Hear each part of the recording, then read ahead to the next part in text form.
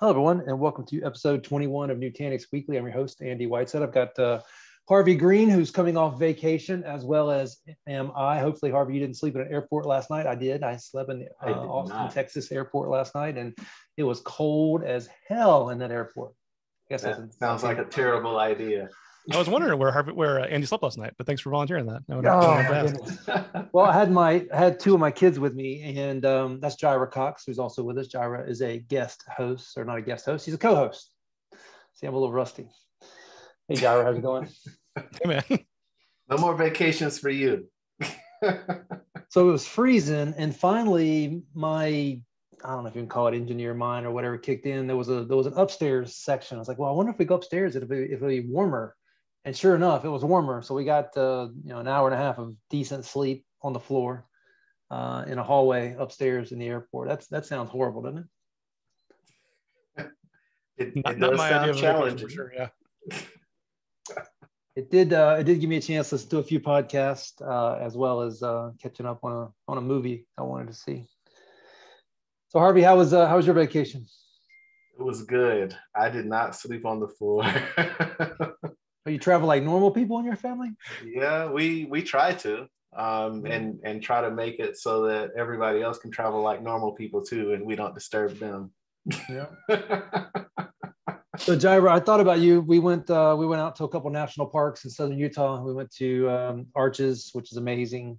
We went to Bryce Canyon, and we went to Zion. I don't know if you've been to any of those, but a lot of people camping and hiking. I know you like to do that stuff. If you haven't been there, you definitely got to go. No, they're all on my list for sure. That sounds fantastic.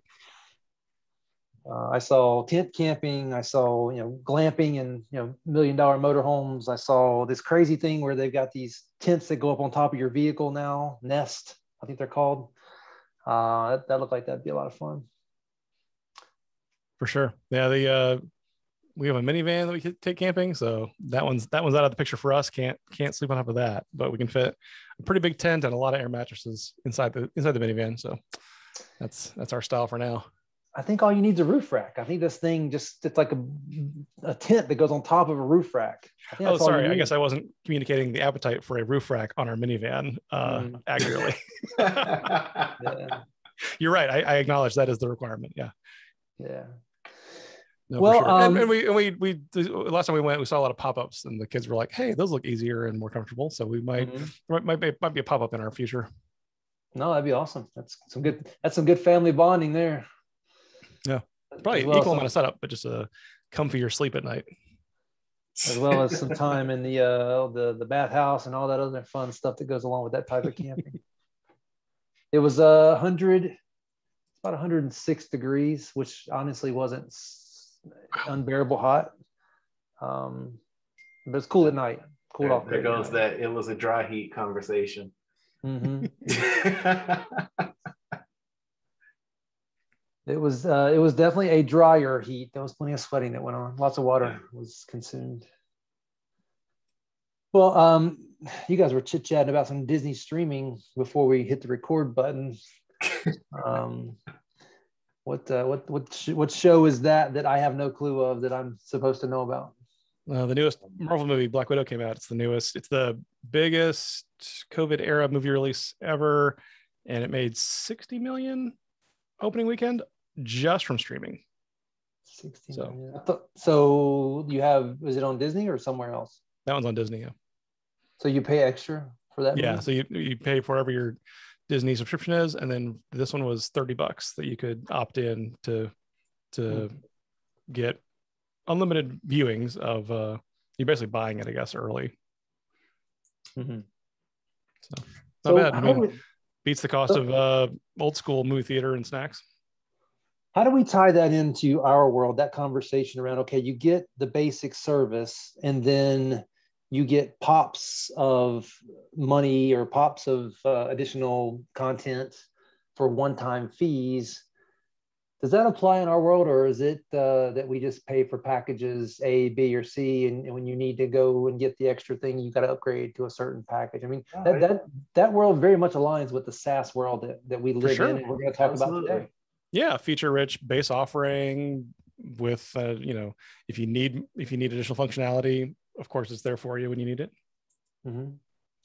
Well, so the blog for today is Nutanix Xi Leap, DR as a service, standing the test of time.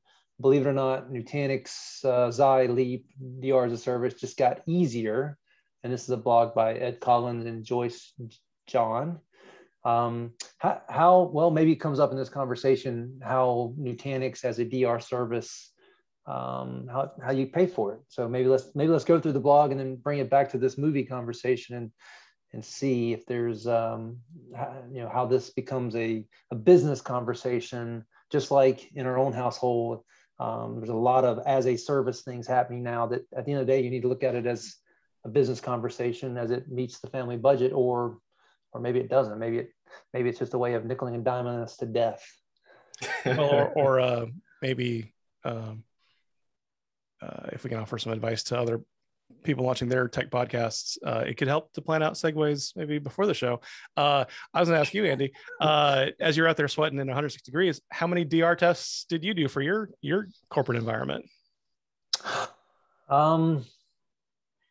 Well, I didn't do any DR tests, but I will tell you that I logged into my virtual app and desktop world multiple times along the way during the trip. I did it from the hotel kiosk, which I used to do that for fun. Now I do it for real because I have to get work done somewhere along the way. So I don't know that I did any DR testing, but I, as always, did business continuity testing. Availability monitoring. I had work to get done, and I had a little travel device I took with me, and I had offer letters that I had to tweak, and when I had to go get something done that was bigger than just an email or two, I went over to the hotel kiosk and I lived it. I lived what it is we tell people they need to have. So business continuity, I definitely did. DR, I did not do. So would it have been helpful to you if your DR could have been self-testing your capabilities as you were out there camping, hiking, sweating, emailing, offer lettering? Well, let's talk about XenTegra specifically, because we may have a false norm, or maybe it's not. We have everything so distributed with backups that I tell people all the time that we don't actually have a DR plan. We have redundancy across a spectrum of data centers, including the cloud, and we have backups just in case we need them. I think in this conversation, this is going to be more for the people who really do need to have a true DR, either for peace of mind or they can't have a distributed model. What's your thoughts on someone like me saying that I don't have a DR because I have a distributed model that's super highly available from multiple locations with some backups? No, I love that. Right? It's a great model. I think it's real to say, like Netflix probably does not have traditional backups, right, of all of its streaming content. But like you, right, it's the data that matters is so redundantly spread across failure domains that they become resilient against traditional IT failure in that scenario, right? I'm guessing, I don't know, Andy, I asked this totally ignorantly. We'll find out live here on the podcast. Are you guys multi-cloud, or is that all redundancy within one cloud, or tell me a little bit more? Well, yeah, we're definitely clouds, because as Harvey's used to me saying, there's no such thing as a cloud, it's clouds. Sure. And you really need to be cloud. So we have things running in Microsoft Azure. We have things running in software as a service, whether it's Office or other places, Citrix ShareFile, for example. We have one of my favorites, which is Podio, which is as a service SaaS. We have our own private data centers. I say private data centers, they're in colos, but there's XenTegra owned hardware, all running Nutanix.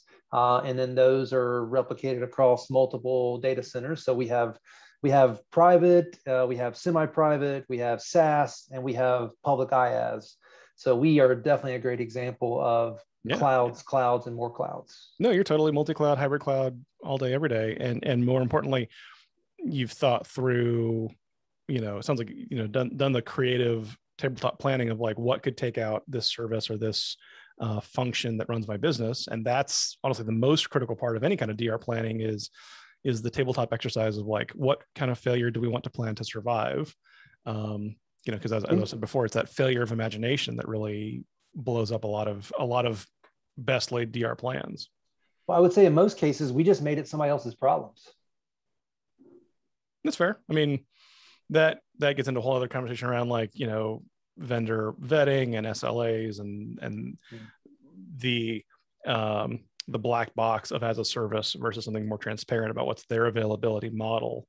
So it's probably a whole other excellent conversation to have. But also keep in mind, we're a 9-year-old business that grew up this way. We don't have legacy anything to have to deal with, really. And I think what we're talking about for what we're doing is a small to medium business concept. It's a newer business that didn't have to have legacy data centers. Like, we never had our own physical brick and mortar data center because we're just not that old. Everything was at colo at the most when we got started. But I think what we're going to talk about here is the fact that some people have that legacy. I won't call it baggage because it's not. I mean, it is what it is.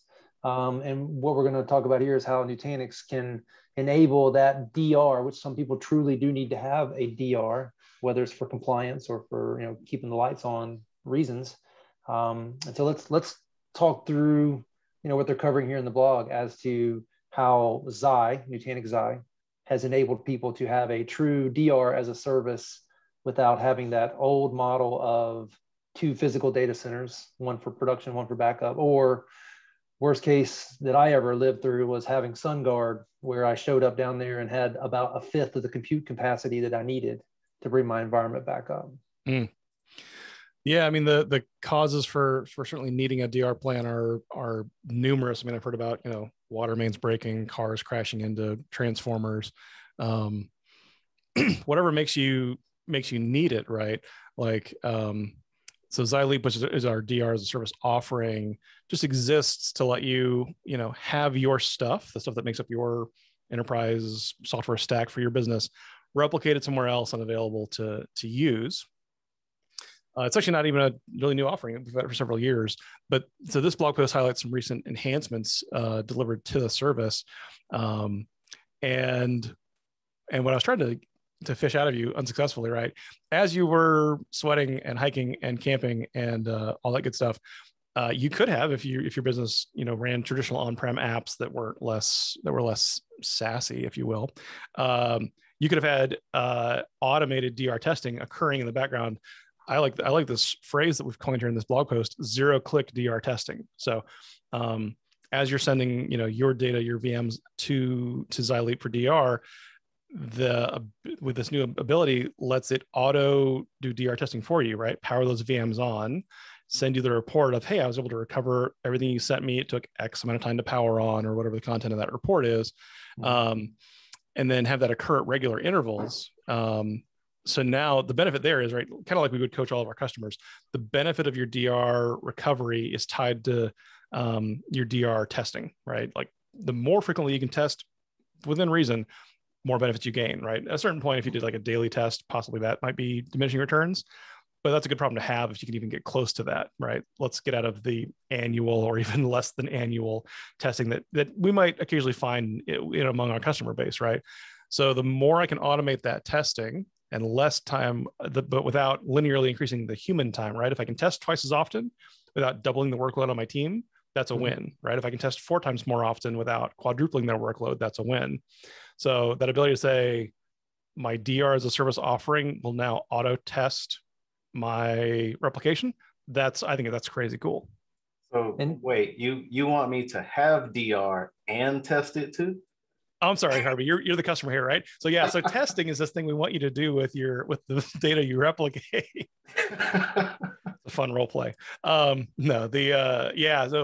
mean, which drives on the whole point, right? Is that testing is frequently it can often be a pain. It is often neglected. It is never as often as either we, the vendor, y'all, the consultant, or even the customer or their line of business owner would probably prefer, right? But it also, old school DR testing is painful and costs time, right? So if we can decouple those things and test more often without burdening the team, that's a win. Yeah, I mean, I think the point too, I'm kind of talking tongue in cheek a little bit, but I mean, from my thinking, you don't really have DR until it's tested. Ooh, I like that. Yeah, that's super true. And Harvey, when you say tested, do you mean fully moved into production, or just set over to the side and tires kicked? I mean testing to the point that you know that if production goes down today, you know that you have DR that will work tomorrow, down to the users being able to actually complete tasks like they do every day. Now, a successful replication job shouldn't give you the confidence to go to your boss and say, we're covered. No. The DR test is what really should give you that confidence. Right, because you can have all the data over there, but if nothing works, that's not DR. That's a backup. Now, in your corporate experiences, what was the furthest extent you took DR? Like I worked for a company once that we failed over and then we brought everybody in on a Saturday to test, but we never actually worked in live production environments. Or did you guys actually work in live production failed over DR testing environments? That's a great question. I would love to say that it was tested all the way through what we're talking about and having the users perform transaction. And in very few cases, that was actually done. But it's funny, I guess, because companies will put more resources from that particular perspective into actually testing the apps and things that they develop internally, rather than, what will actually make for production in the event of a failure.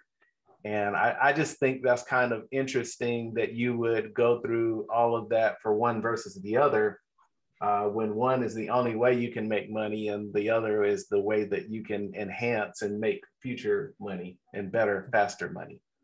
So, you kind of you want to make sure you have your bases covered first, but that's not always how it happens. So where does this, and you guys may know this answer, I don't, where does this show up on like a Sarbanes-Oxley type of audit? I'll take a guess. It's not, that kind of auditing is not my day-to-day, but last tested date, right? Either frequency of prescribed tests or when was your last successful test, right? Both are probably, I would think, key metrics on that kind of an audit. Yeah. And then I wonder is there an asterisk beside it that says live production transactions, or just it came up and everybody saw blinking lights and celebrated? Yeah, that one I don't know. And I think, probably the industry itself would be perhaps better served by having a tighter definition of what is a DR test, or how do we define a successful DR test? Right. To Harvey's point, right? Like, let's, get away from the line of backups and get to a running environment. So yeah, that's a great point. So here's the high level bullets that says, okay, here are a few of the ways that Leap DR as a service will continue to wow its customers in 2021.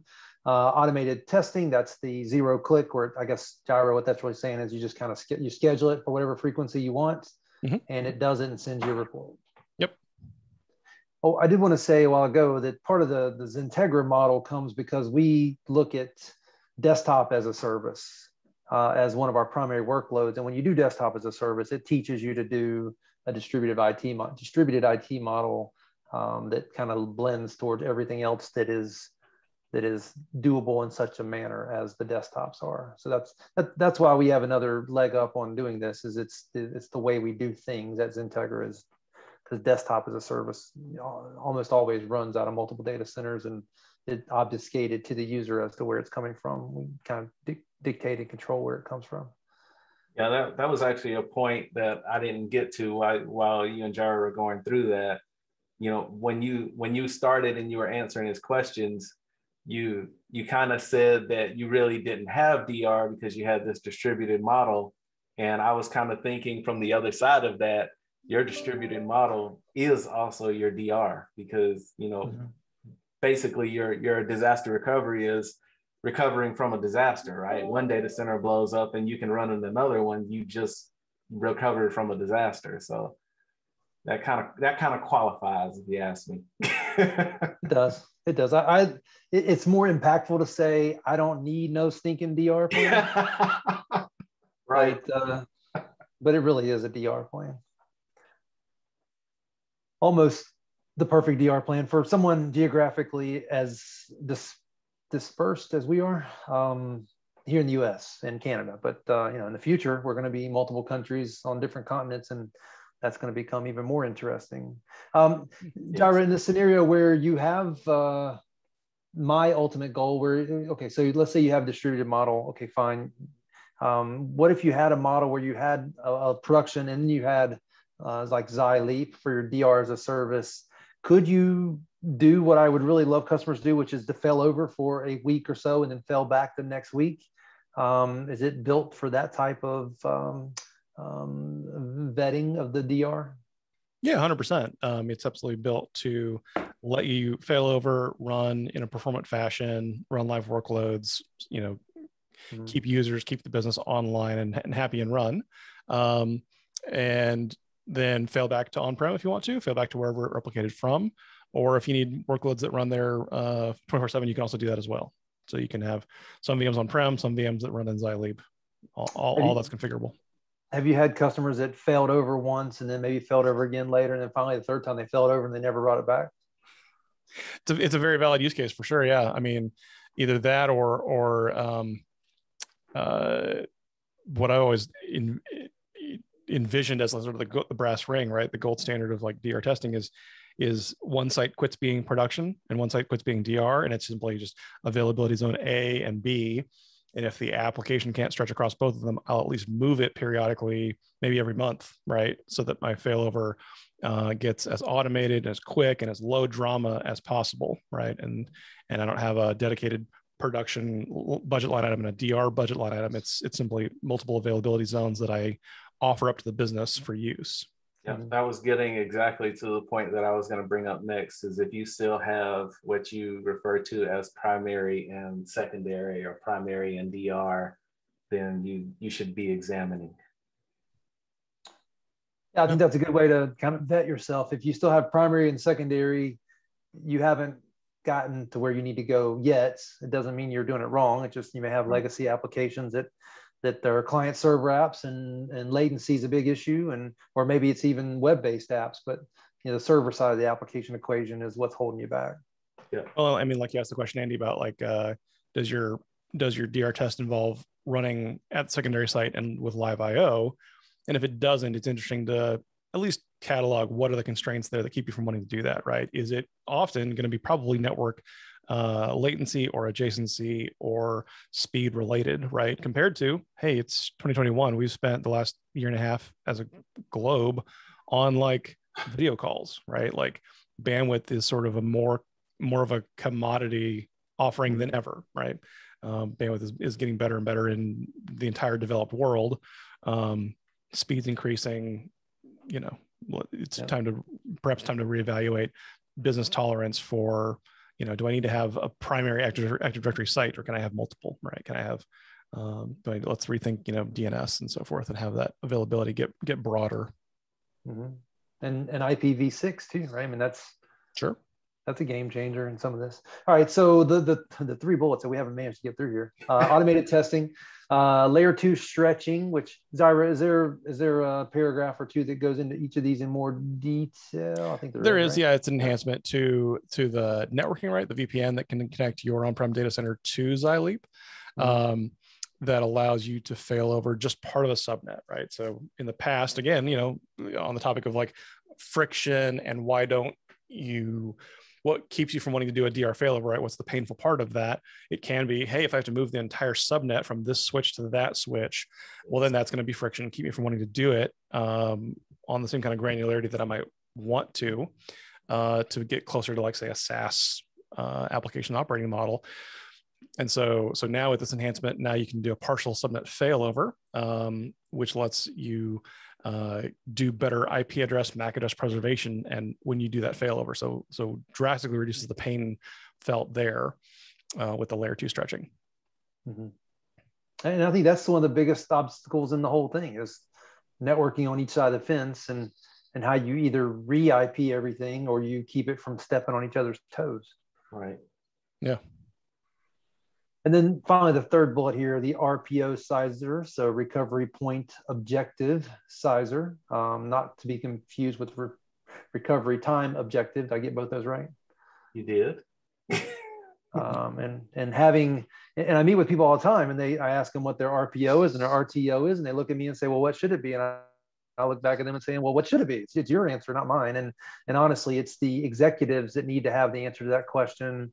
And if you're a mid-level IT person or even a CIO, you need to put that answer on somebody else, because IT shouldn't be telling the business what RPO and RTO should be. Yeah, You're totally right, because that, so many places I'm sure we've all been, where the answer is basically just like, what do I think would get me yelled at more versus less, right? If I had to give that answer back during an outage to my boss, when in reality, the value of that exercise is that defines criticality, right? That defines investment in any kind of DR tech, whatever you pick for your availability model. If I know that my application downtime or business downtime costs me X per hour, now that tells me what the DR strategy is worth, right? What level of availability do I need to model back to the business and attach that value to? You're exactly right. I mean, this is literally defining time, right? And in defining time, you are defining money. And executives don't want to necessarily concentrate on time, but they definitely want to hear about money. Yeah. But doesn't the doing it as a service make the cost versus one versus the other? Let's say my recovery time objective is an hour versus a week. Doesn't as a service enable me to kind of get those closer to the same cost? Potentially, sure. Perhaps if you're let's say your application tolerated a week of downtime or a week of data loss, right? If your RPO was 1 week, right? So like it could be Friday and you roll back to Monday. That's probably inherently lower value data to the business, I'm guessing, right? Yeah. Or if it could be in need of an application rewrite to say, like, can we achieve better replication than something like infrastructure powered replication, right? If it's that low churn, is there an opportunity to use in-guest, like SQL based or file based replication that would even help us out with the RPO there? I don't know, just a thought, right? This is all under the context, all under the umbrella of infrastructure-based DR planning, right? Arguably, Andy, that's the opposite of what you primarily described you do for your business is you do application level planning, and you do very little reliance upon infrastructure lighting services back up in other availability zones, right? Which is totally valid, right? Both apply. One's more for old school applications. One's more dependent upon like next gen or SaaS based or web based delivery of applications. Yeah, ultimately that exactly in pretty roundabout way defines exactly what Andy was talking to, which is the business needs to make that decision rather than IT being the people to come up with that, right? Yeah, true. And but IT, so, I mean, fundamentally, this enhancement is just, it's helping you. What we want to avoid is the business giving you those requirements, but then not knowing if we're actually matching or meeting RPO, RTO objectives. And so this tool, the Leap RPO Sizer tool, lets your Prism Central on-prem watch your VM change rate and then map that back to an applicable RPO. So that can this VM match a 1 hour RPO? Can it match a 4 hour RPO from whatever the current location is up to the availability zone in the cloud? Which is also great, because that was the next point that I was going to get to. Is normally you go and talk to the business about it and say, well, I want everything all the time. Well, yeah, everything all the time comes at a cost. Some of that cost is money, and some of that cost is actually what you can technically do. Yeah. So some of it you pay for with money, some of it you pay for with time or tiers or whatever. Yeah. Right. So yeah, this tool will help with actually helping you determine what you can actually do. Electrons only work so fast. Yeah. When Andy launches, Europe or Africa or Asia operations, replicating an entire VM from there versus like North Carolina to, Ashburn will cost something different or offer something different as an availability model. Right. So you're saying the speed of light can only go the speed of light? We're working on those laws of physics, but they are so far inviolable. Right. Well, and we have, and maybe you talk about it here, but the bandwidth, right? I mean, that's a big, you pay for how much you can replicate. Right. And there's a cost associated with that. Now, is that part of the solution, or that's, bring your own bandwidth? It's definitely bring your own bandwidth. Depending on the data center you want to choose your availability zone, there's probably also our direct connect offerings available as well. Mm-hmm. So again, as I guess that's a more expensive version of bring your own bandwidth. Yeah. Well, I think we've covered some of these things, but let's hit them for sure. Why is the frequent DR test important? We've covered it, but let's. Yeah, I mean, I think I think it's key because you want to support. We all have to be in the business of supporting faster change rates of our applications, right? We live in a world now where like, these notifications come out to patch systems, patch servers now, right? There is no wait for patch Tuesday. It is this exploit is live in the wild right now. Patch ASAP, drop what you're doing. And so as we have to support more agile application management, right? Patching more frequently, changing things more frequently. That's all in the context of just software, like COTS software, right, that someone buys and you run. If you're writing it, if it's in-house software developed, you need that agility, that tolerance for greater change frequency, even more so, right? How we do more pushes into production per day, not fewer. Insert all of the Phoenix project here. So how do we support the business that way? And as the applications are changing more frequently, it would become more important to therefore have more frequent DR testing as well, right? Because the faster your application changes, the faster it will stale or invalidate your last DR test. And that brings us to the next topic, which is that change is constant, and getting faster and faster and faster. And we're just along for the ride. We just got to figure out how we're going to hang on and be there when the team turns to us for the answer. Yeah, if your application change rate, 10x's, do you have the bandwidth to support that kind of change rate increase, for your application as well? So good to have. They're not linked, but they are related, right? Good to have those both mapped out, understood, and monitored. And Jirah, does this work if we're talking about database VMs with active databases in them, where are we replicating the entire VM every so often, snapshot and send it up, or are we actually pulling out databases from those VMs and then doing potentially both?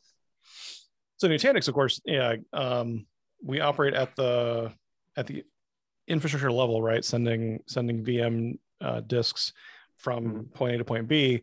Of course, we can definitely send the diffs, right? Once they've been seeded, we can send just the changes for sure. But in general, right, my approach is always like, let's solve problems at the infrastructure level as a last resort, right? In-guest, database replication is better than sending an entire VM, right?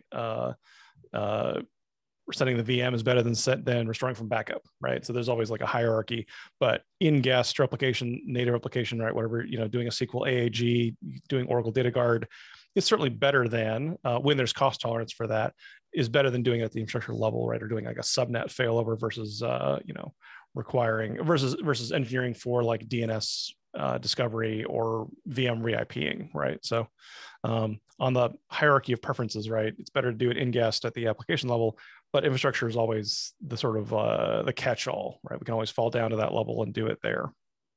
Is there a point in time when the change rate is slow enough, even for database type solutions, that you go ahead and do it at the infrastructure level just to make sure you have it that way? Change rate, sure. Or I would probably get there faster via complexity, right? If it's just a simple, admin database logging, something like that, sure, right? Just snapshot it once an hour, send it across. There's tolerance for perhaps data loss. There's tolerance for, remember, like most DR recovery models mean I power on the VM, OS has to start, application has to start. That takes a few minutes, right? But if it's a low criticality workload, that's no problem at all. Mm-hmm. Yeah, it makes sense. Harvey, any comments on this section? No, I mean, I think we're definitely hitting it there. It's the same as what we've been talking about, so I won't repeat it. Go ahead. Well, and my fear is we are repeating some things, but I think there's still value in context to be relayed. So Jirah mentioned this a while ago, the ability in this 2021 version of the solution just to do a partial subnet as part of your test. Any magic that we should highlight beyond what we've talked about thus far? Yeah, I think just the key takeaway, right, is that ability to use it to reduce the friction of doing a failover, right? When you add complexity to your DR solution, you say, well, if I fail over this app, that drags in this subnet because I can't do a re-IP, and then that subnet has other collateral damage that I have to bring across. Then that is going to make you less hesitant to authorize a DR failover, right, as a business owner. And so when we make that a simpler, easier decision that has less, collateral damage, less fallout from activating a certain portion of DR recovery, that's better, right? Always having more granularity. More granularity beats less granularity. I think probably every time I would take that bet. I can't think of any exceptions to that rule. And this allows different. What is more granularity worse? I can't think of any examples. Well, it's probably as long if it brings complexity with it or time, effort, maybe. Yeah, that's fair. But in this case, this would give different application groups, assuming that they've subnetted themselves off, the ability to go do their own DR test as needed. Yep. Yeah. So layer 2 stretch, right? It's it applies different trade-offs to the outcome, right? So some packets, like maybe perhaps a broadcast or whatnot, might have to get stretched across the network unnecessarily, but the benefit that they bring, right? What's the trade-off? Is that VM can then light up without having to re-IP or stay just as discoverable on the network, or I don't have to make DNS changes to my maybe perhaps client server applications. Yeah, to Jirah's point, this definitely helps reduce the friction because, normally you've got multiple groups that are using or consuming a specific subnet. And if you have to get all of those groups, say it's 5 groups, 10 groups of people to consent to DR testing, is going to be considerably harder to do that or it will not happen. So by being able to split off what you need, that will help just make that happen for you without having to involve everyone else. Right. So next section talks about keeping it simple, which is always a plus. Is this still as it relates to the stretch subnetting? Right. Yeah. So that paragraph's talking about the simplicity really of not having to do complicated subnet calculations around failover this subnet and that impacts these other applications.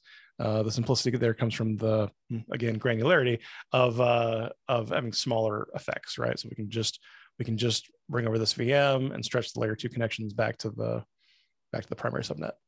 Yeah, and normally just saying that is definitely an oversimplification, but again, with what they have built already into Leap, you actually have a button labeled extend where you can extend that subnet across, which is, a much simpler way to do it than what the network team would have to do on a normal basis. So we probably should have started by just talking about what Xi itself is. And Xi is the ability to run Nutanix on Nutanix natively in the cloud, right? Yeah, so Xi Leap, so for the context of this article, Xi Leap is our DR as a service offering, right? Mm-hmm. So helping you achieve, if you don't have an availability zone, right? That's ultimately what this is about. A disaster recovery target, a place to replicate your data, and then recover your VMs and applications and get back online. It's an easy native way, nothing to install on the Nutanix cluster you already have, to quickly and easily turn that up. And then of course it has a cost benefit to say you're not having to obtain like a full cabinet in a colo data center or build out your own cage or whatever. You simply can rent all of that as a service from Nutanix on demand. Does the concept of Xi infrastructure as a service, does that exist anymore? Or is that all the cluster things these days? I actually am not being coy when I say I probably would defer to somebody in marketing more about that, about how we're applying the Xi branding to different services. And honestly, we're running up here to .next in a month or two, so probably watch this space for that. I'm not teasing that I know more than I do. I genuinely, would just defer to somebody else on that one. So Jirah's ducking the question, I see. Oh yeah, hardcore, yeah. Pretty slippery, but yeah. So Xi Leap specifically, that one's DR as a service. Yeah, no, it's good. It makes sense to to tie to some of those other cloud infrastructures and ride their wave, but bring the Nutanix magic to it. And that's my words, not Jirah's. So just let the record state. Oh, we'll claim magic. That's fine. Yeah. And so, yeah, the last section really talks about the RPO Sizer, which, is there anything about this that we haven't covered beyond the need to know that you can predict and take the guesswork out of sizing the RPO, the recovery point objective, not the run pass option? No, I like that we've used the word sizer in there, right? Sizer, if you've not used it, right, it's candidly, it was a large part of why I came to Nutanix. Even as a partner, it's the pre-sales tool that really helps get our arms around, your VM requirements, your workloads, and then put together a solution that matches those requirements. It's a fantastic tool. So I think using sizer here is really, I love that a lot. It's a different kind of sizer. This one's getting arms around change rates and network throughput, right? Comparing, well, the VM changes this often, but your connectivity to Leap is favorable or not favorable, or you got jitter or bad weather on the internet, whatever is happening that day, saying can our connectivity to the DR recovery environment, Leap, does that jive well with what we're watching the VM change rate do, right? And so that there's reducing surprises on, are those compatible or not. Mm-hmm. So it's kind of like that day when that big budget film comes out and everybody's streaming. I'm trying to tie it back to our original conversation. Yeah. I completely forgot the framing device. Sorry, it's on me. Okay. Well, I think we've covered it. Now let's take this conversation into a business conversation real quick. In terms of cost, is it like Disney, where all of a sudden they're charging me every month, and when I want to see something really special, they're going to charge me extra for that one special thing? Or is it like an all-inclusive type of offering that Leap is based around? So it probably depends on what you want, right? So Leap, you can get DR as a service, right? With testing built in and accommodated. I think last I checked, you could do like 2 full tests a year, like for like a 1 week failover or 1 week environment turn up included. Check the latest. Check with your Nutanix account team there for the latest. But that was my memory of every 6 month full DR test accommodated in the base offering. But then, like when I want to go watch, Black Widow, right, as a above and beyond offering, you can also, get quotes there for also live VMs running in Leap full time. So if I want, 100 VMs replicated and just available for DR, but I want 10 more VMs that run full time, and maybe they do my in-guest application level replication, that's something that can be tailored as well, depending on what your needs are. Yes, as a service, lots of things are possible that we were kind of landlocked into before. Right. That's the beautiful thing about it, and that's the beautiful thing about a company like mine or XenTegra coming, growing up in an age where things could be consumed as a service, if not day one, on day 3. Yeah, we're all about freedom and choice. So yeah, that's awesome. Well, guys, I appreciate you joining me on a Monday. Sorry, I'm a little slow today, but I'll be back to normal next week. Anything on the Nutanix? We know for a fact you didn't sleep at Holiday Inn Express last night, so that's excusable. There was a point in time last night I would have paid to go to Holiday Inn Express. Well played. Jirah, on the Nutanix side, you mentioned .next, I think, is coming up. Anything else on that? Go register. It's online again this year. It's free. Anybody can attend. September 20th through the 23rd. Nutanix.com/next. Any rumors on next year? I'm dying to get back out there and get customers to these events. I've not heard. All the announcements so far are focusing on this year, but I'm right there with you. I think it's going to take one company announcing that they're going to do it in person for customers next year, and then everybody will follow suit. At least I hope so.